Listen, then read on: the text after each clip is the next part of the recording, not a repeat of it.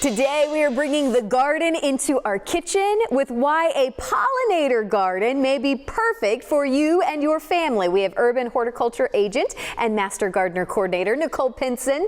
Good morning.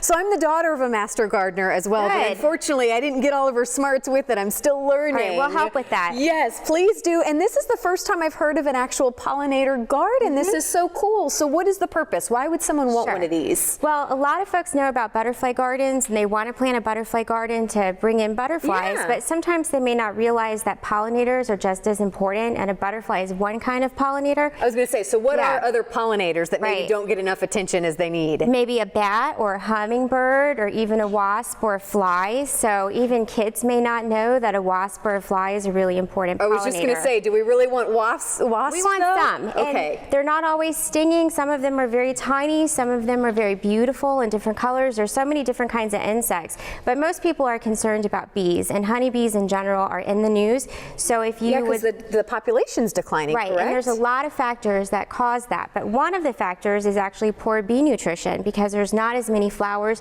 for them to get nectar and pollen from. Is it? So, why is there not? Are we not planting enough? Is there too much construction? Not that we want to get into the politics of it, but the good thing is that there's some things that people can do to encourage pollinators, especially bees. So if you plant a variety of plants like this, each flower has different components of pollen, and so by planting a variety, then you'll probably get more bees. Yes, we'll kind of break down what you brought for us this morning. And again, as kind of maybe beginners are watching this morning, what would be a couple first-timer plants to maybe try at home? So some of my favorites, and these are tried and true for bees and other pollinators, is African blue basil, which is this one right here. And it smells like basil. It is a basil plant, but we actually plant it near our vegetable gardens to encourage the bees and the pollinators to come, and hopefully that will increase the yields on our fruits and vegetables like tomatoes and stuff. But this African blue basil is a great plant for bees. If you plant it, you will have all kinds of insects and bees on it. Does it get real tall? It feels like this would be get some length to it. It's a few feet tall. Okay, all right. So that's a great one. Okay, so there we go. Another one. Oh, look how pretty. This one is called Partridge P, and that's a native Florida plant, and it gets these beautiful yellow flowers. It's a legume, so it has small sort of bean-shaped pods that will come on it for seeds.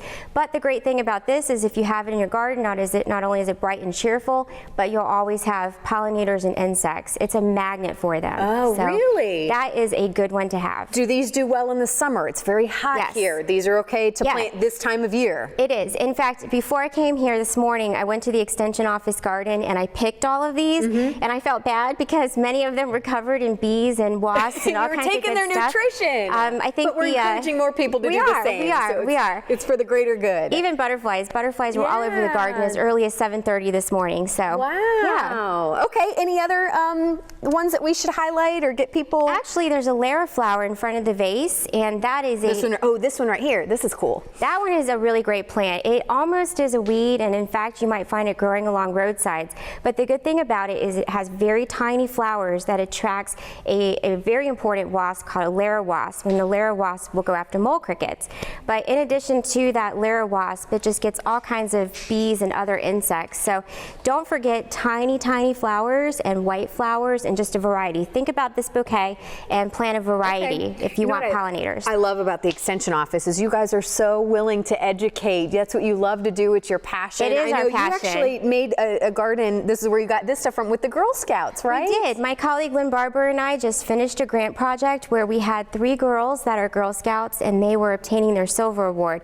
So they came out to the office and they planted a pollinator garden. So it's a little bit beyond just the butterfly garden. But people can come out and look at it and educate themselves, ask questions. You encourage We would love that. We do. Our office is open 8 to 5 Monday through Friday, and it's free. You can come in and tour our Betty S. Walker Discovery Garden. We have a perennial garden, some vegetables, and the pollinator garden. Yes. So get some ideas. I love it. Well, thank you so much for coming in this morning. For having me. Really appreciate it. And we can't wait to have you back and learn more. All right. And again, there is the info for the Extension Office. You can log on to their website as well.